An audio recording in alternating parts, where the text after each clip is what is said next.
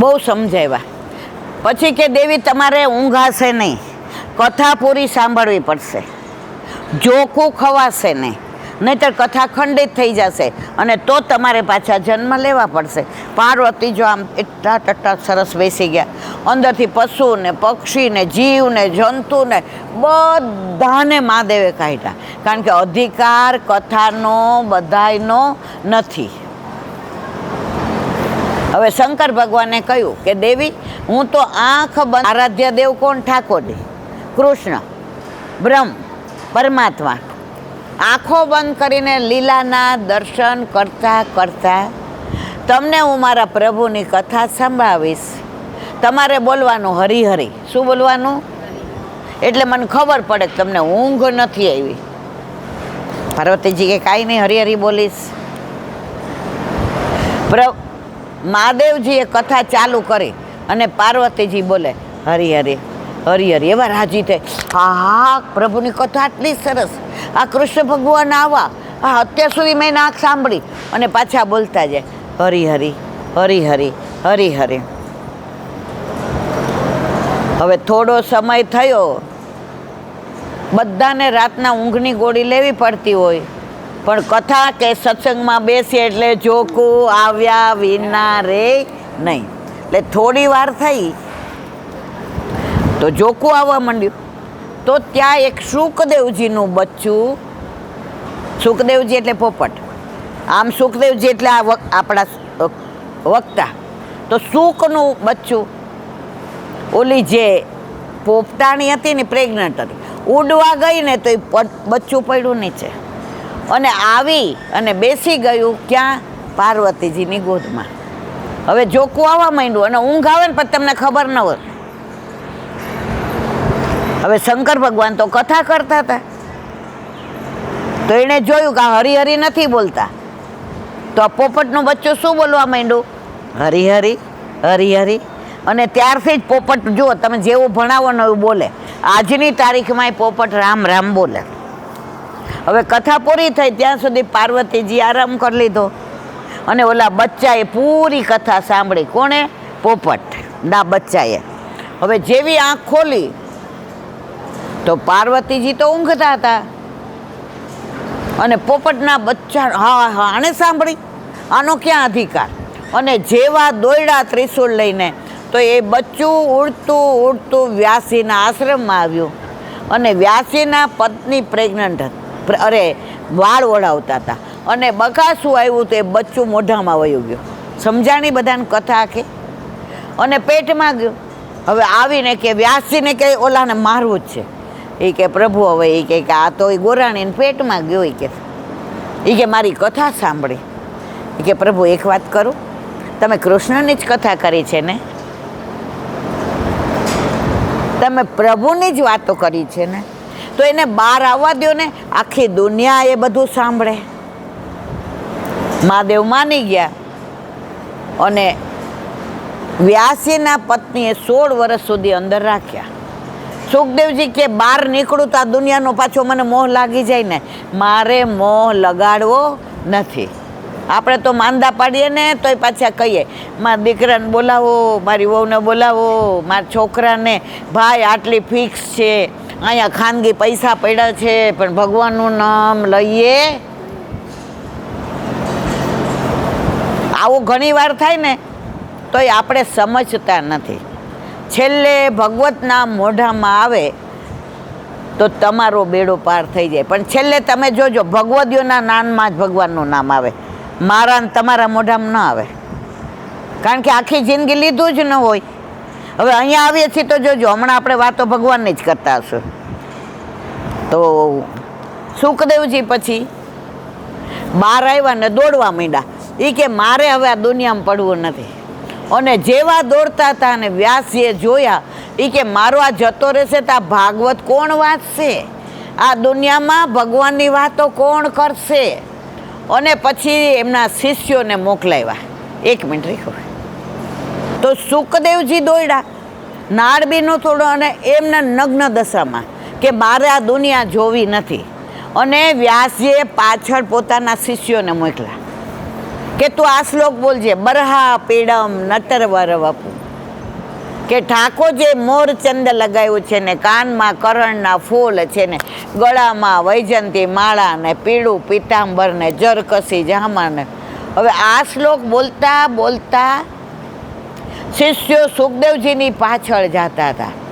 સુખદેવજી આ શ્લોક સાંભળો, પ્રભુના સ્વરૂપનું વર્ણન સાંભળ્યું, પ્રભુના રૂપનું સાંભળ્યું. શ્યામ વર્ણ શ્યામ સુંદર, મોરચંદ લગાવેલું, કાનમાં કર્ણના ફૂલ, કંઠમાં વૈજંતી માળા, લટક મટકતી ચાલ. આ વર્ણન સાંભળતા સાંભળતા સુખદેવજીએ કહ્યું, હજી આગળ કોને, હજી આગળ કોને? ત્યારે શિષ્યોએ કહ્યું, પ્રભુ વધુ સાંભળવી હોય ને ભગવાનની વાતો, કૃષ્ણની વાતો, તો આપણા પિતાશ્રી પાસે ચાલો. તો જે સુખદેવજી નિરાકારમાં માનતા હતા એ સાકારમાં માંડવા માંડ્યા અને વ્યાસજી પાસે આવ્યા અને આ કથા આખી કોને સંભળાવી? પરીક્ષિતને. પરીક્ષિતને સંભળાવી તો અત્યારે આપણે બધા આનંદ કરીએ છીએ. પ્રભુ એક કાંકરીએ કેટલાય બધા કામ કરે છે. શું પ્રભુ ખાલી ઉદ્ધાર કરવા આવ્યા હતા બધા રાક્ષસોનો? ના, પ્રભુએ ઘણા કાર્યો કરવા પધાર્યા, પણ આખા પહેલામાં એક મુખ્ય કાર્ય, જેટલા એમણે જન્મ લીધા, જેટલા અવતાર લીધા, એમાં બધાય ભગવાન તરીકે લીધા. ગોવાળિયા તરીકે, વ્રજવાસી તરીકે, ગોકુળના કાના તરીકે, નંદ યશોદાજીના લાલા તરીકે. ત્યાં ભગવાન નથી.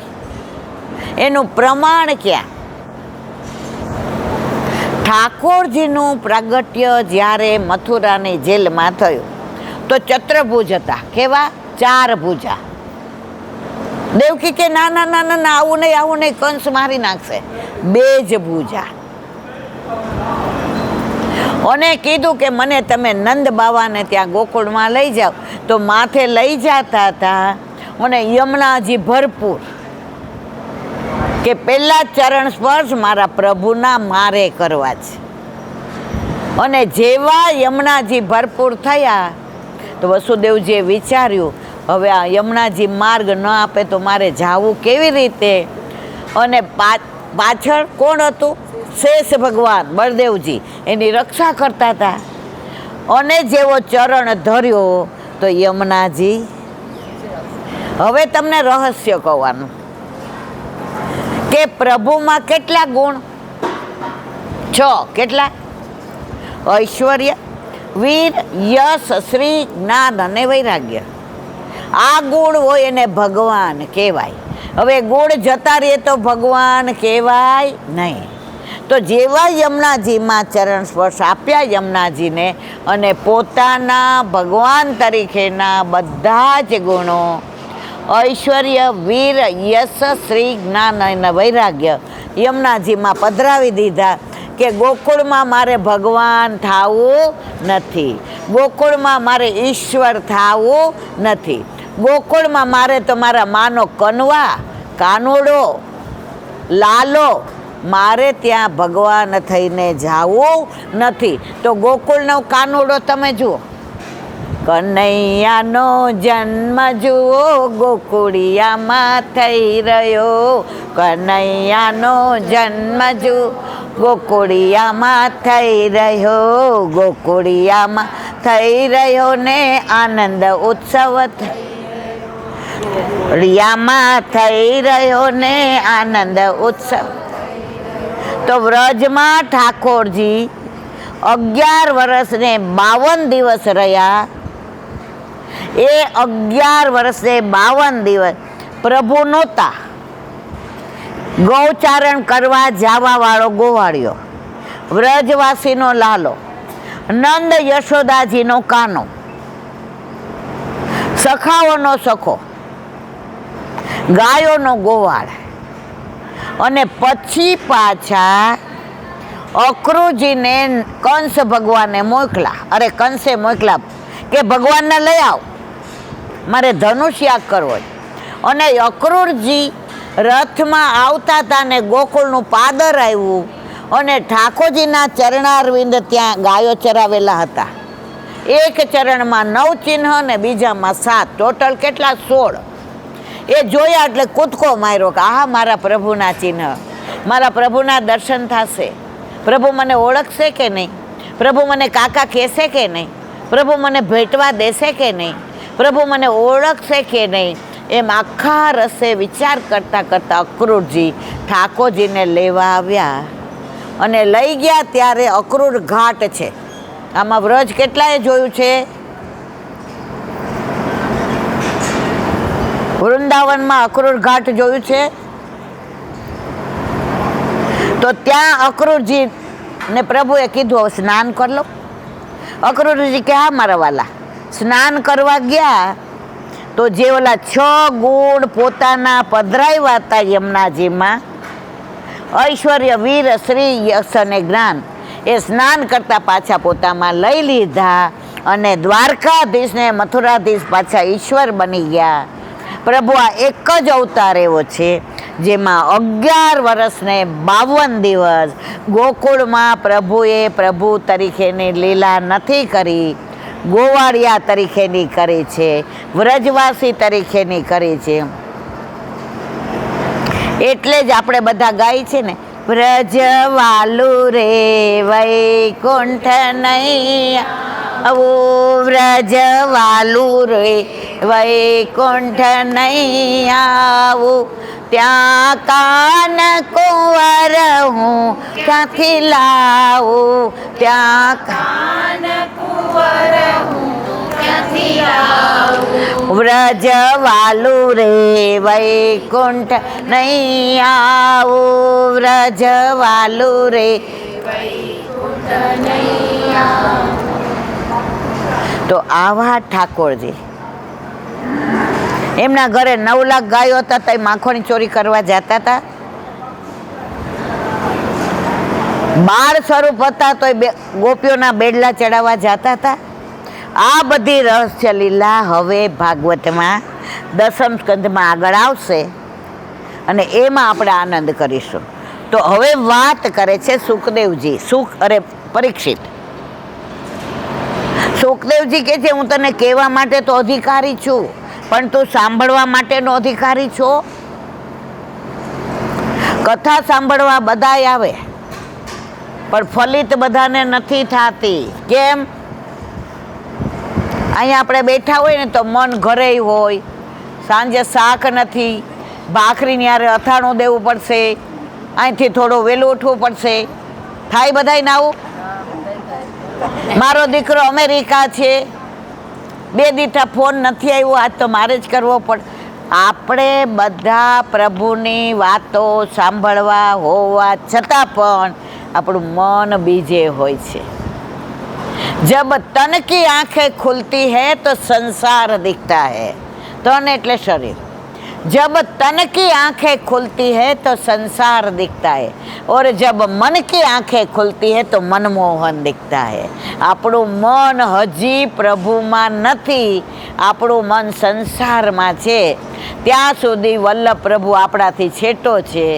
પણ પ્રભુ કે કાંઈ વાંધો નહીં, તને મંજિલ બતાવી છે, રસ્તો બતાવ્યો છે, કાંટા કાંકરા લઈ લીધા છે, રસ્તામાં પાણીની વ્યવસ્થા છે, વસમાં બેસવાની વ્યવસ્થા છે, હવે થોડુંક તો ચાલ. અહીંયા આપણા ગૌશાળામાં સરસ 10મ સ્કંદ કરીએ છીએ. આજુબાજુ કેટલાય વૈષ્ણવ હશે, આવી શકે છે?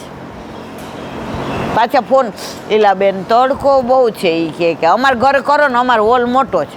મેં મારેય મોટો છે બાપા, પણ અહીંયા જે ફીલ કરીએ છીએ ને ગૌશાળામાં, તમને બધાને એવું ફીલ થાય છે, આનંદ આવે છે ને અહીંયા એવું એસી મજા આવે. પરંતુ તું સાંભળવા માટેનો અધિકારી છે ખરો? સંભળાવનાર અને સાંભળનાર બંનેની પાત્રતા જોઈએ. કોઈ ઠોકાને નોકરી લેવા કે છોકરી લેવા જાઓ ને તો ત્યાં પણ પાત્રતા સિદ્ધ કરવી પડે. ભગવાનની કથા સાંભળવામાં પણ પાત્રતા સિદ્ધ કરવી પડે. સભામાં જઈને બેસો અને પાત્રતા ન બતાવો તો ચાલે, પરંતુ પોતાની જાત પાસે તો સિદ્ધ કરવું જ પડે કે હું કથા શ્રવણ માટે પાત્ર છું કે નહીં. પરીક્ષિત કથા શ્રવણની પોતાની પાત્રતા સિદ્ધ કરવા શ્રી સુખદેવજીને પ્રમાણપત્રો આપે છે. તેનું પહેલું પ્રમાણ એ આપ્યું કે મહારાજ, હું પ્રભુની કથા સાંભળવાને યોગ્ય છું. આજે હિન્દુઓ એ કથા સાંભળે, બીજો અન્ય માર્ગે આવે તો આપણે શું કહીએ, હવે થોડી વાર પછી, કારણ કે એની પાત્રતા નથી. કારણ કે આપણે બધા સનાતની છીએ, હિન્દુ છીએ.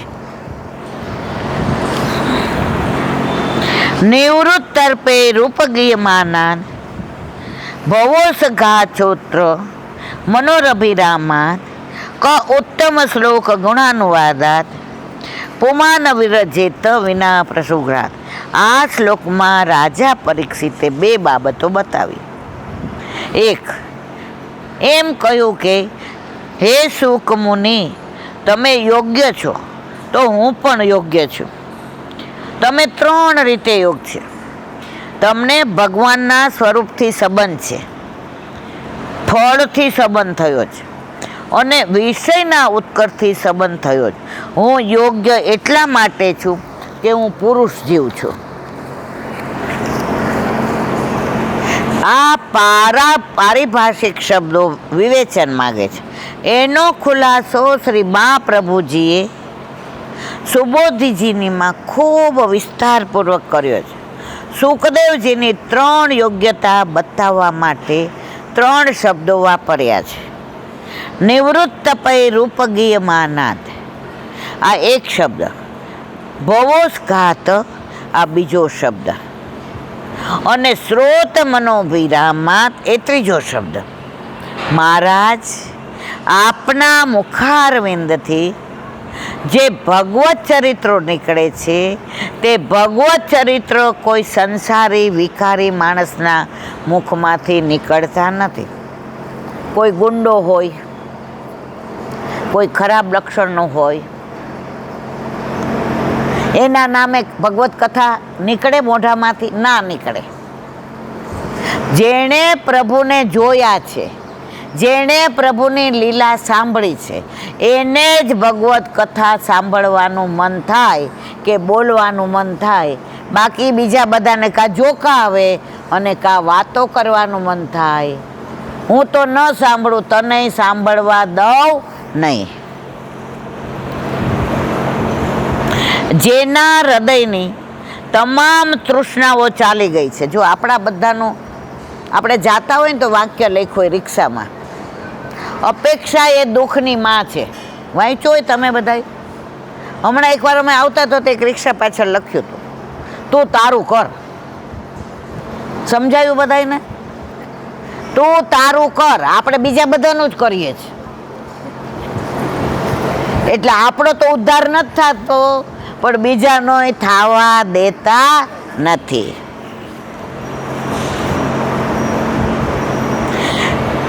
જેના હૃદયની તમામ તૃષ્ણાઓ ચાલી ગઈ છે એવા વિતુષ્ણના મુખારવિંદમાંથી નીકળતા ચરિત્રો, તે પણ કલ્પનાથી નહીં. ભાગવતમાં કલ્પના ના ચાલે. એમાં જે વ્યાસીએ કહ્યું હોય, જે સુખદેવજીએ કહ્યું. જો સૌથી પહેલું ભાગવત કોણે કહ્યું?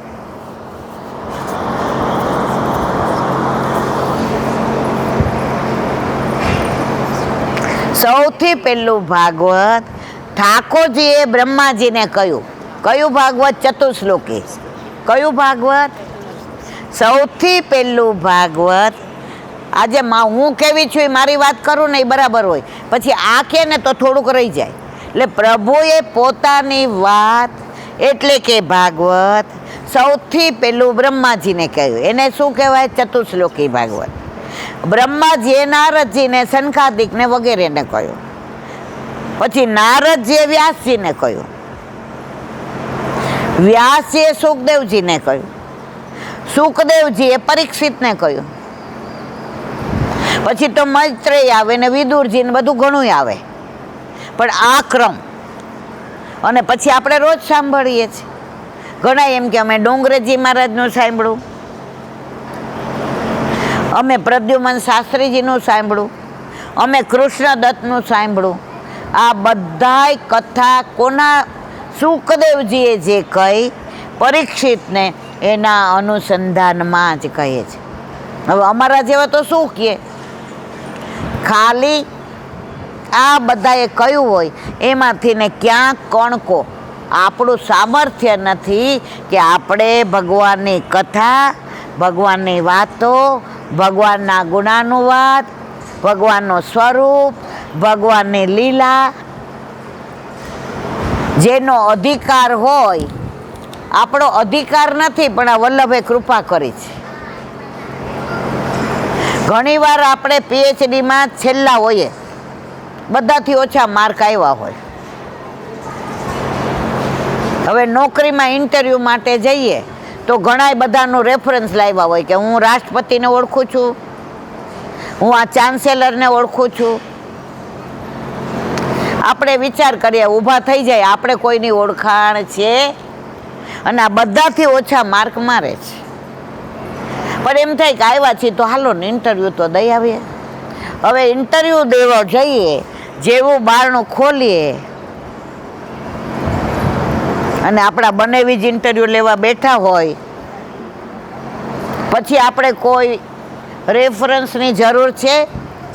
સૌથી ઓછા પીએચડીમાં માર્ક હતા પણ સિલેક્ટ કોણ થઈ જાય?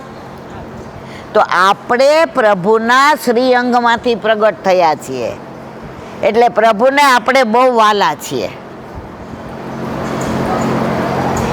પણ આપણે પ્રભુને વાલા નથી ગણતા, એટલે ઘણાને કઈ ઠાકોરજી પુષ્ટ કરાવો, હજી વાર છે.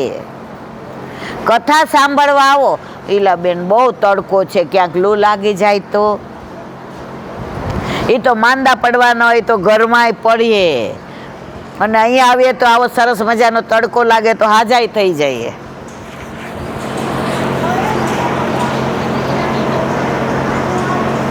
પરંતુ ભગવાનને તમારા હૃદયમાં પધરાવી વાણીમાં ભગવદ ભાવ ભરીને આપ કહી રહ્યા, તો આપનું અંતઃકરણ તૃષ્ણા વગરનું છે. સાથે સાથે તેમાં ભગવદ ભાવ ભરીને આપ કહી રહ્યા છો. જો કથા તો ઘણાય કરતા હોય, પણ અમુકની કથા હોય ને તો એમાં તમે જો એટલી ગીર્દી હોય ને કે ઊભું રહેવાની જગ્યા ન હોય. કથા એ જ છે, ભાગવત એ જ છે, લીલા એ જ છે, પણ વાણીનો પ્રભાવ. પદ્મનાભદાસ કથા કરતા હતા અને વલ્લભ ત્યાંથી પસાર થતા હતા. વલ્લભ કોણ ખબર છે ને મારવાલા?